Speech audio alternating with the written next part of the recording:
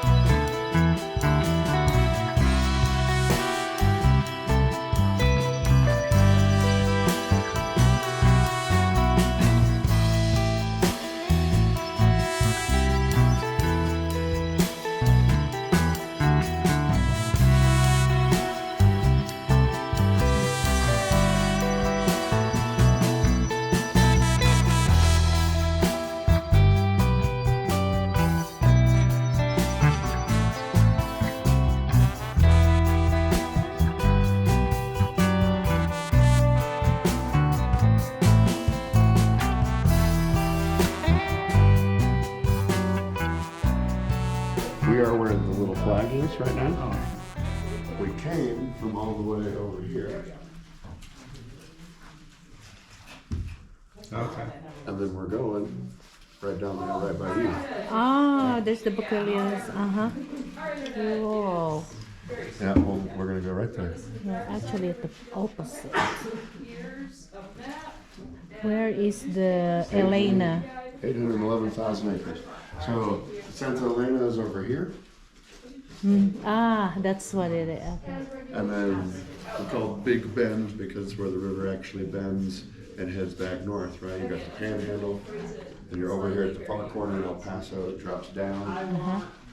And then we hit our middle canyon, Mariscal, and the river changes direction and starts to head back. And I'll show that on a map of Texas again, just to get a better idea. But yeah, it's pretty impressive. It is. So what is the most dangerous animal in the desert? Let's see. Surprise! He's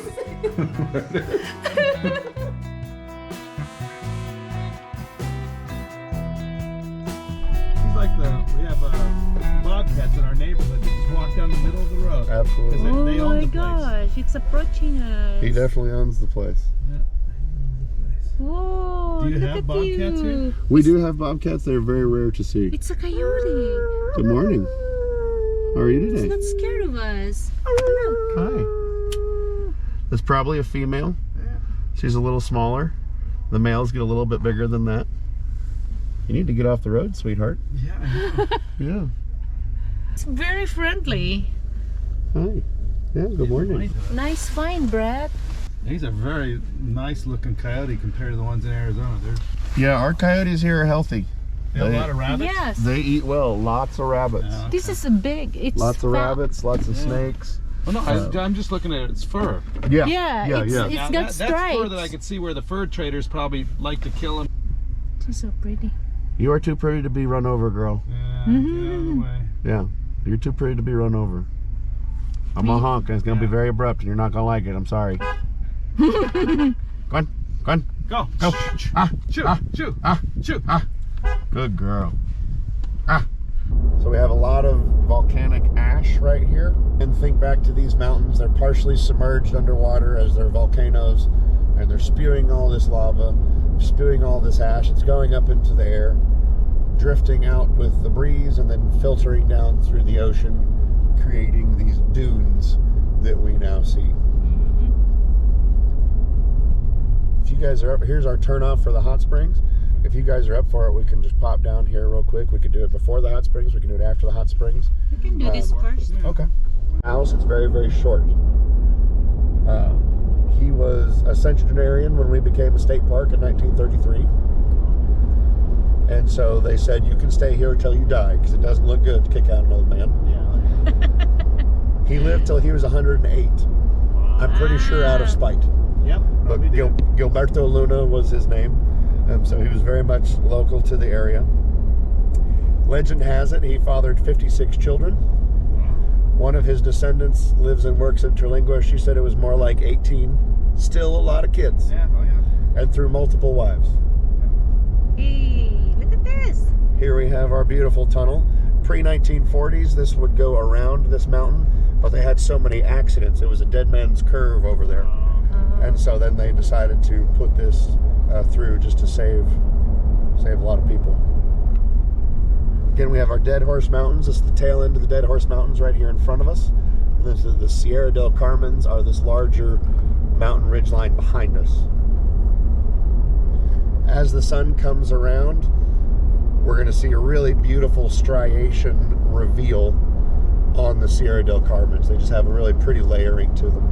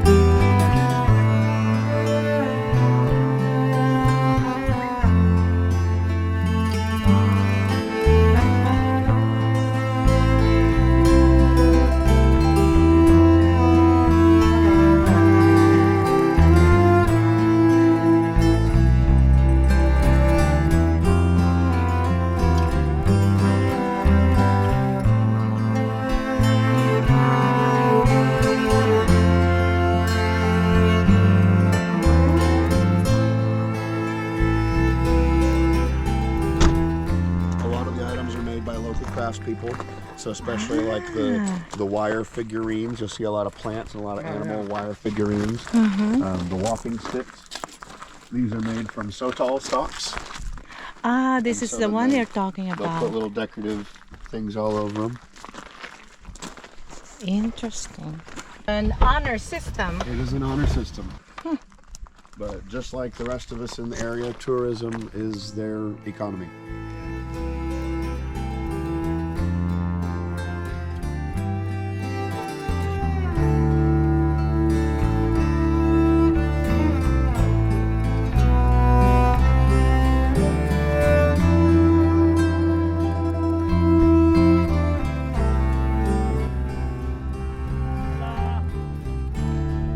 Hola, hola. That's the village Rio that is Grande River, and right so here. that decimated the population of town. And that's That Mexico on the entire other tourism side. community.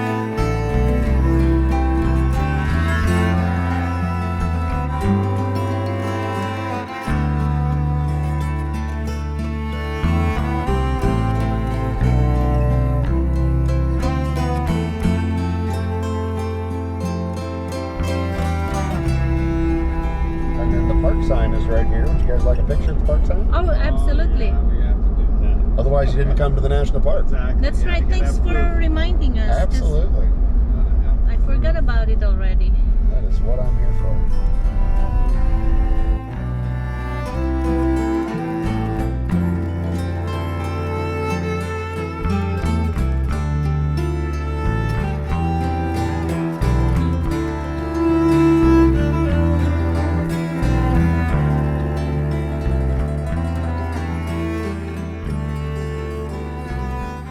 This one kicked off in the late 20s, early 30s. This was opened by Dr. Studi, hence why this is Studi Butte instead of Study Butte. Ah, so that's how you say it. Studi? Studi. Okay. And then this formation here is a butte. Mm-hmm. So Studi Butte. Look at this red. And soil. so this was the leftovers. All that is the chert or the undesirable pieces of the ore. But that pinkish red that you're seeing there is what that cinnabar looks like. That's the cinnabar. So that's what they would refine into liquid mercury. They would refine those, put that into 70-gallon barrels of liquid mercury, throw it in the wagon, and send it north to the train station. Starting when all the mines started, they would build those refineries out of the stacked stone, just like the homes. By the end of these operations, they are transporting brick out here from St. Louis, Missouri. That was the brick capital of America at that time. And unbeknownst to any of the folks out here, there was mercury already in these bricks. Well, they take these bricks, they build these giant ovens for the refinery, and they're heating these bricks up, and then the mercury inside the bricks is vaporizing. Jeez. And then all these workers are getting Mad Hatter's disease. Mm-hmm. So that's really the only documented case, or the most documented case, of mercury poisoning here is through the refinery portion of the mine, not actually the ore extraction. There's your bighorn, or your longhorns, Mom. Yeah, I Huh? call these the decorative longhorns. Yeah, these are the what is they used to call it?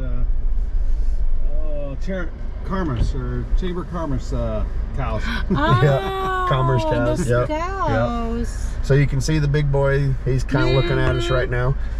His head is tilted to the right because his right horn weighs more than his left horn.